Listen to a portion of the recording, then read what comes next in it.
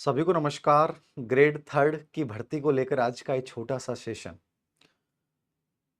हम भारत में जो स्टूडेंट्स होते हैं उनको थोड़ा सा पुशअप करना पड़ता है कि भाई भर्ती आ रही है और आपको अब कम से कम तैयारी शुरू कर देनी चाहिए। तो सरकार भी बीच बीच में ऐसी कुछ इन्फॉर्मेशन देती है और हम लोगों को एक जरिया मिलता है आप लोगों से बात करने का।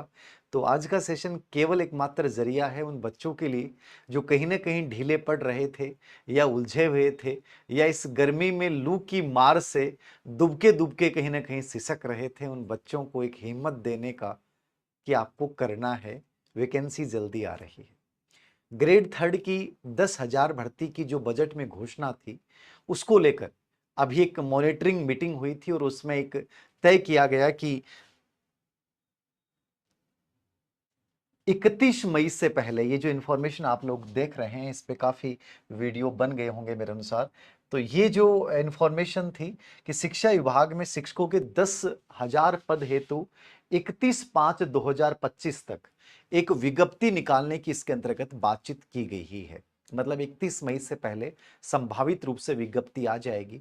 विज्ञप्ति की इंफॉर्मेशन आना भी एक प्रकार से एक स्ट्रेस क्रिएट करता है और जो बच्चा एकदम निष्क्रिय सा हो जाता है वापस से एक्टिव होता है कि सर ग्रेड थर्ड की मुझे करनी है।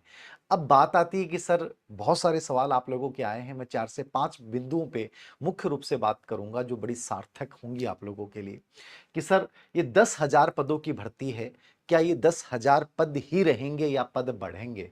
क्योंकि 10,000 पद तो बहुत कम है, क्योंकि अभी तक हमने भर्तियां देखी हैं 50,000 की, 40,000 की, 30,000 की। ये पहली बार है राजस्थान में कि ग्रेड थर्ड की भर्ती वो मात्र 10,000 पदों पे आ रही है। 10,000 पदों पे तो मैं नहीं कहूंगा, क्योंकि इसके साथ आप ये देखना कि ये जो संस्कृत विभाग की पहले जो 1 साल से चर्चित चल रहा था, उस नियम संशोधन के बाद ये संस्कृत विभाग के भी लगभग 2528 नॉन टीएसपी और टीएसपी के 231 पद, ठीक है ना। तो लगभग ये आप ये मान के चलिए कि ये 12,500 के आसपास भर्ती होगी टोटल। संस्कृत विभाग और सामान्य शिक्षा विभाग दोनों को मिला के ये भर्ती आएगी। तो इतनी कम तो नहीं कहूंगा मैं, लेकिन चूंकि हमने पहले भर्तियां देखी इसलिए हमें लगता है कि सर बहुत कम वैकेंसियां हैं। तो कम वाला भाव रखोगे तो तैयारी नहीं कर पाओगे। समझ रहे हो कि सर वैकेंसी बहुत कम है, क्योंकि यूट्यूब पे बहुत सारे कहेंगे ये तो इतनी है, इसमें तो क्या ही होना है, ये हो जाएगा वो हो जाएगा। तो देखो ये चीजें दिमाग में रखकर तुम तैयारी करोगे तो तुम सिलेक्शन की दौड़ में शामिल नहीं हो सकते।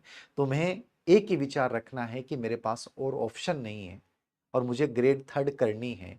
तो 5,000 पद हों चाहे 200 पद हों चाहे 10,000 पद हों, मुझे तो इन्हीं में स्ट्रगल करना है और अपना बेहतरीन देना है। सिलेक्शन का दिमाग में मत लाना और ना ही कभी घोषणा करना कि सर मेरा हो जाएगा। मैं तो एक ही बात कहता हूं कि जब इंसान अपना बेहतरीन देता है तो परिणाम अपने आप सामने आ जाता है। तो ये जो 12,500 पद हैं इनमें आप अपना बेहतरीन देने का प्रयास कीजिए, ऑटोमेटिक जो है वो सब बढ़िया हो जाएगा। तनाव लेंगे तो कोई समाधान नहीं है इन चीजों को लेकर। फिर मेरे पास सवाल आया कि सर ग्रेड थर्ड मान लीजिए अगले साल है, तो क्या उससे पहले कोई भर्तियां बीच में आ रही हैं वो हमें करनी चाहिए क्या? जिनके लिए बेरोजगारी बड़ा मुद्दा है और हर हाल में नौकरी लगनी है, तो बीच में आप ऐसे चांस ले सकते हैं कि जैसे ग्रेड फोर्थ है, तो ग्रेड फोर्थ है आप आराम से ले सकते हैं ग्रेड फोर्थ को लेकर कि ठीक है सितंबर में एग्जाम होना है और राजस्थान जी के इसके माध्यम से तैयार हो ही जाएगा, क्योंकि ग्रेड थर्ड का भी एक बहुत बड़ा पार्ट है। तो मैं इसको अच्छे से दे लेता हूँ। और जिसको लगता है कि नहीं सर फोर्थ ग्रेड करनी नहीं है, मैंने कई बार ऐसे बच्चों को भी देखा है जिन्होंने ये तय कर लिया कि हमें बीएड नहीं करनी है, हमें असिस्टेंट प्रोफेसर बनना है, और वो बने। तो वो आपकी इच्छा शक्ति कितनी मजबूत है उस पर डिपेंड करेगा। यदि आपके मन में ये है कि सर मैं बन सकता हूं, मुझे ग्रेड थर्ड के अलावा देखना ही नहीं है, तो फिर ना इधर देखिए ना उधर देखिए, किधर भी मत देखिए। सिर्फ और सिर्फ आप ये सोचिए कि मुझे ग्रेड थर्ड को बहुत अच्छे से करना है, बाकी विचार दिमाग में लाना नहीं है। और दूसरा, ये ऑप्शन बुरा नहीं होता है जब कोई जुड़ी हुई भर्ती जिसमें मान लीजिए आप सितंबर तक फ्री हो जाते हैं। अब जैसे ग्रेड सेकंड की आप प्रिपरेशन कर रहे हैं तो आपको ग्रेड सेकंड ही करना है, ग्रेड फर्स्ट की कर रहे हैं तो ग्रेड फर्स्ट ही करना है। क्योंकि ग्रेड थर्ड की जब आप एग्जाम देने जाओगे तो उससे पहले आपको इतना समय मिल जाता है। और विशेष रूप से जो शिक्षक भर्ती होती हैं उनका सिलेबस लगभग एक दूसरे से रिलीवेंट होता है, तो कहीं ना कहीं वो मदद, वो पढ़ा हुआ ज्ञान जो है वो आपके काम आता है। तो आप ग्रेड थर्ड के लिए एलिजिबल हैं कम से कम, तो फिर आपको और चीजों से और ऑप्शन से अपने आप को हटा लेना चाहिए और पूरे समर्पण भाव से ग्रेड थर्ड की तैयारी करनी चाहिए। तो ये 4 श्रेणी वाला आप दे सकते हैं, उसके बाद आपको इतना समय मिल जाएगा कि आप कर लेंगे। दूसरा सर कि क्या अध्यापक भर्ती 2026 का सिलेबस सेम रहेगा? निश्चित रूप से मेरे अकॉर्डिंग सिलेबस में कोई बड़ा चेंज आएगा नहीं, और कोई छोटा-मोटा सिलेबस में कोई चेंज हो जाता है किसी वजह से, तो आप उसको लेकर इतना अभी से दिमाग में हावी मत कीजिए। वही सब्जेक्ट आपके आने हैं, टीचिंग मेथड आपके आने हैं, राजस्थान जीके पूरा का पूरा आना है, साइकोलॉजी वो आनी है, परिदृश्य के वही टॉपिक आपके आने हैं, तो कोई ज़्यादा इन चीज़ों को लेकर आपको कहीं मन में भ्रमित होने की आवश्यकता नहीं है। मेरे अकॉर्डिंग सेम सिलेबस रहेगा। फिर उसके बाद क्या सर पोस्टें बढ़ेंगी कि नहीं बढ़ेंगी? देखो 2 चीज़ें हैं। 10,000 पद आपके सामने फिलहाल हैं और अच्छे पद हैं मेरे अकॉर्डिंग, इतने खराब नहीं है। यदि मन में नकारात्मकता रखोगे तो आपके लिए बहुत कम है, और अन्यथा इतने खराब पद भी नहीं है। फिर भी मैं आपको बताऊं कि ग्रेड थर्ड से सेकंड ग्रेड में अभी इन छुट्टियों में समर वेकेशन में डीपीसी होनी है, जो कई सालों से नहीं हुई, और लगभग आप मान के चलिए बहुत बड़ी डीपीसी होनी है। तो बहुत सारे पद खाली होंगे, तो सरकार चूंकि इस भर्ती में बहुत लंबा टाइम है, तो हो सकता है चूंकि आज के लिए प्रोसेस की जा रही है और 100% पदवर्दी तक का भी प्रस्ताव जो है विचाराधीन है, तो हो सकता है कि ये जो पद हैं 10,000, ये 15,000 हो जाएं, 20,000 हो जाएं। अपन ये मान के चल सकते हैं उम्मीद के साथ कि बढ़ जाएंगे, लेकिन मैं नहीं कहूंगा कि 100% बढ़ जाएंगे। आपके सामने तो ये 12,000 जितने भी 12-13,000 जितने भी पद हैं, इनको लेकर आपको टारगेट करना चाहिए कि सर मेरे पास इतने हैं। सर इसमें विशेष शिक्षक के कितने पद आएंगे? देखिए ये तो विज्ञापन आने के बाद पता चलेगा विशेष शिक्षक के, लेकिन एनईपी 2020 ये कहती है कि कोई भी राज्य सरकार में नई भर्ती जब भी होती है तो विशेष शिक्षा के पद भी निकाले जाएं। तो मुझे लगता है कि कम भले ही आए, लेकिन आने जरूर चाहिए पद को लेकर। तो ये विशेष शिक्षा वाले बच्चों का जवाब हो गया। सर टीचिंग मेथड और रीति विज्ञान, मतलब जिसको टीचिंग मेथड आप बोलते हैं, उसके लिए सर क्या करें? ये सबसे बड़ा सवाल है आप लोगों के लिए। वैसे मैंने कंटेंट पे इससे पहले वीडियो बनाया है, क्योंकि उस समय वो वीडियो बनाया था उस समय कोई किताबें मार्केट में नहीं थी। यद्यपि अभी किताबें मार्केट में आई हैं, लेकिन टीचिंग मेथड की मैंने इस वीडियो के बनाने से पहले भी और वैसे भी 2-4 किताबें मैंने देखी, तो बहुत ज़्यादा रिलेवेंट मैटर वाली किताब मुझे मिली नहीं मार्केट में। फिर भी आपको मैं ये कहूँगा कि टीचिंग मेथड के लिए जो आप रिट के लिए जो आपने पार्ट पढ़ा है, एक बार तो वो पढ़ लीजिए। और विशेष रूप से इसमें जो प्रश्न आते हैं वो पीवाईक्यू बेस्ड है, सिलेक्टेड मैटर है।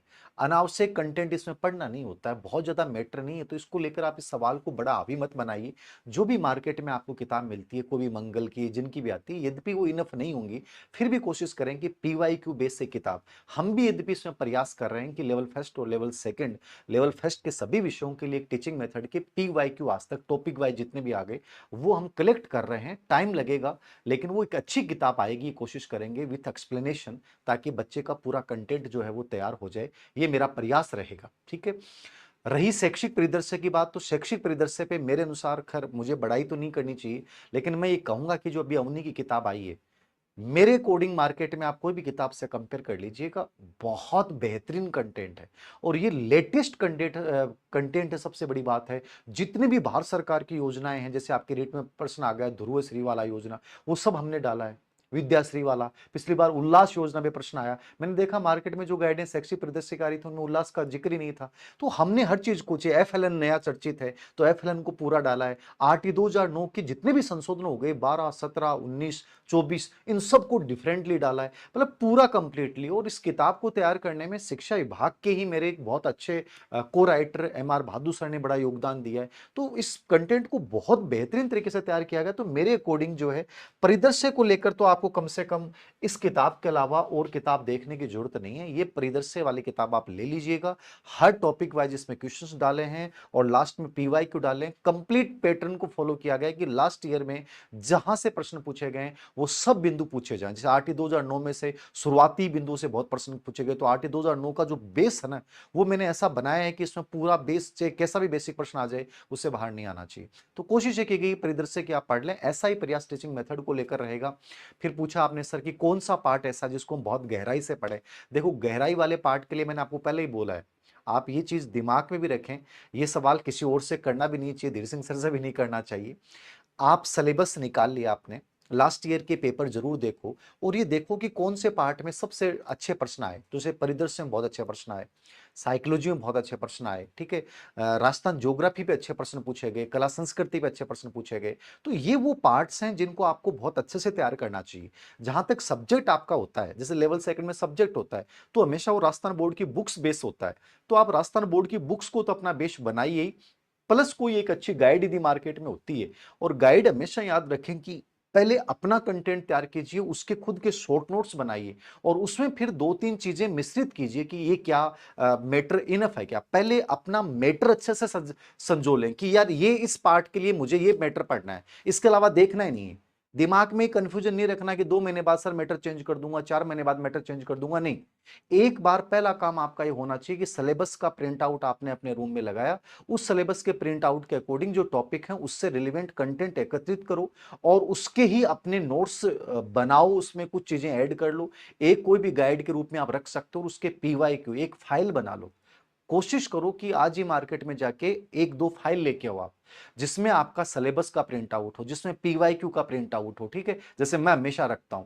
और कोशिश करो कि अब हर टॉपिक वाइज आपका एक बढ़िया नोट्स तैयार हो जाए, जिसको ही आपको रिवाइज करना है। फिर भटकना नहीं है कि सर आज उस टेलीग्राम पे पीडीएफ आ गई, आज उस टेलीग्राम पे पीडीएफ आ गई, उन सर ने कहा कि हर फ्री में ये कर लो, फ्री में ये ले लो। देखो इनसे कुछ नहीं होना है।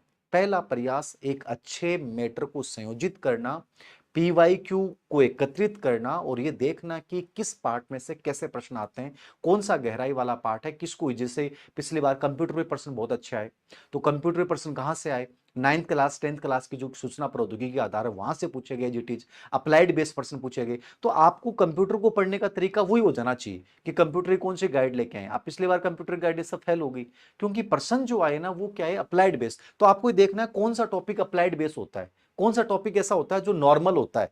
तो ये थोड़ा सा जब आप पीवाईक्यू देखेंगे और सिलेबस को सामने रखेंगे तो आपको खुद ही आइडिया लग जाएगा कि ये पार्ट बहुत गहराई वाला है और इस पार्ट को नॉर्मली पढ़ा जा सकता है। तो मैं जो ये बातें बोल रहा हूं ये केवल सुनिए मत, इनको फॉलो कीजिए, इनको व्यवहार में लेके आइए। फिर एक सवाल और आया बच्चों का कि सर अब कैसे पढ़ना चाहिए, इस टाइम को कैसे बिताएं। देखो जिनका ग्रेड थर्ड लक्ष्य है, मैंने कह दिया सिलेबस, नोट्स, एक गाइड, पीवाईक्यू। कोशिश कीजिए कि जुलाई तक एक बार पूरे सिलेबस को रिवाइज कर लो। जुलाई के बाद आप कोई एक टेस्ट सीरीज ज्वाइन कीजिए जब सिलेबस आपका पूरा कंप्लीट हो गया हो। उससे पहले टेस्ट सीरीज ज्वाइन करने की आवश्यकता नहीं। हम भी पीजीबी प्रोग्राम की जो थर्ड ग्रेड की टेस्ट सीरीज है वो इसी प्रकार ऑनलाइन ऑफलाइन इसी प्रकार जारी करेंगे कि जुलाई के बाद हम जारी करेंगे, जिससे बच्चों को आइडिया लगेगा कि मैंने सिलेबस पढ़ लिया है। अब मुझे देखना है कि इस टॉपिक में से मेरे कितने प्रश्न गलत हो रहे हैं, कितने सही हो रहे हैं। यदि मेरा कंटेंट कमजोर है तो मुझे उस कंटेंट को अपडेट करना है, इस कंटेंट में चीजें लेके आनी है। वो एक ओरिजिनल होगा, रियल आधारित होगा, क्योंकि हम खुद टेस्ट बनाते हैं, कोई कंटेंट राइटर से टेस्ट नहीं तैयार करवाते। तो वो कोशिश करें कि आप कोई भी कोचिंग की टेस्ट सीरीज या कोई भी अच्छे टीचर की टेस्ट सीरीज आप उसके बाद ज्वाइन करें जब आपका सिलेबस एक या दो बार हो चुका हो, और उस आधार पे अपने कंटेंट में नए परिवर्तन करो, अपडेट करो, परिमार्जित करो, बेहतरीन बनाओ और सोशल मीडिया का कम से कम यूज करो। ये आप इस समय का सबसे बेहतरीन प्रयोग कर सकते हो। इसके अलावा एक प्रश्न और पूछा गया है कि सर क्या ये महिला आरक्षण इसी भर्ती से लागू होगा। निश्चित रूप से लेवल फर्स्ट में महिला आरक्षण इसी भर्ती से ही लागू होगा, और इस बात को अपने दिमाग में बहुत ज्यादा हावी मत होने दें, वरना लड़के तो मर जाएंगे इस बात से कि सर होना तो कुछ है नहीं, ये लड़कियां लग जाएंगी। ऐसा कुछ नहीं है, आप भी लगोगे और बहुत अच्छी जगह लगोगे। बस जो मैंने आपको बताया है उन्हीं चीजों को फॉलो करना है, महिला आरक्षण से कहीं डरने की आवश्यकता आपको नहीं है।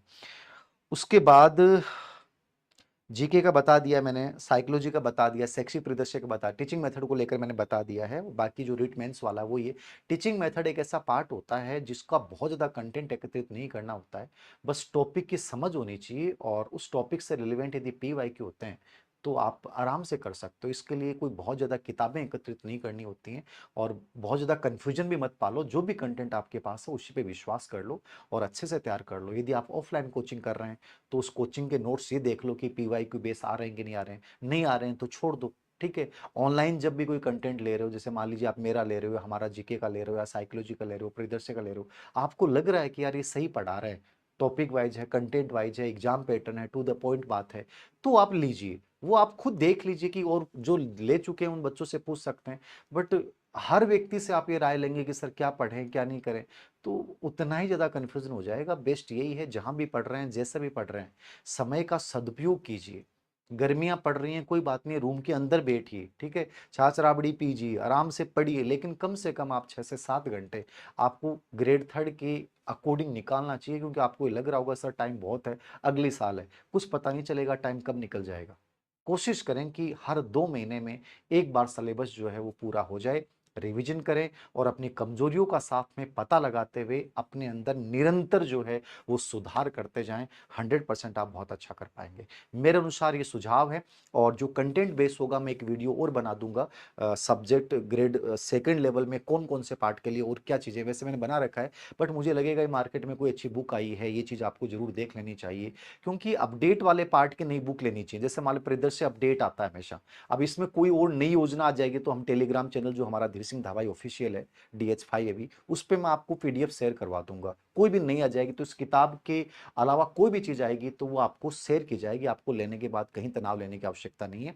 तो ऐसे ही जैसे एक पार्ट आपका जीके में है, प्रमुख अनुसंधान केंद्र वाला है, ठीक है, उसमें नवीनतम योजना वाला, फ्लैगशिप योजना वाला पार्ट है, तो वो जो जीके वाला सेकंड वाला पार्ट जो आपके डाल रखा है, उसकी अभी मार्केट से गाइड मत लेके आए, क्योंकि वो अपडेट वाला पार्ट है, वो नवीनतम योजनाओं पे आधारित होता है।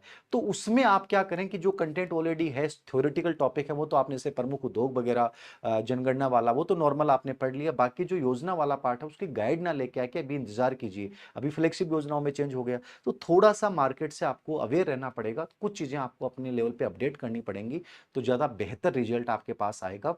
मैं यही कहूंगा कि पदों को ना देखकर एक अच्छी तैयारी के ऊपर काम कीजिए, अच्छे टाइम टेबल के ऊपर काम कीजिए, और अपने ऊपर काम कीजिए। निश्चित रूप से भर्ती शायद आपका जीवन बदल दे, आपको दोबारा ग्रेड थर्ड नहीं देनी पड़े, इसी विचार के साथ आपको ये करनी चाहिए। ये मेरा कुछ बातें थी जो शायद आपके लिए उपयोगी साबित हों। कोशिश करें कि अभी से, आज से जुड़ जाइए। Thank you very much.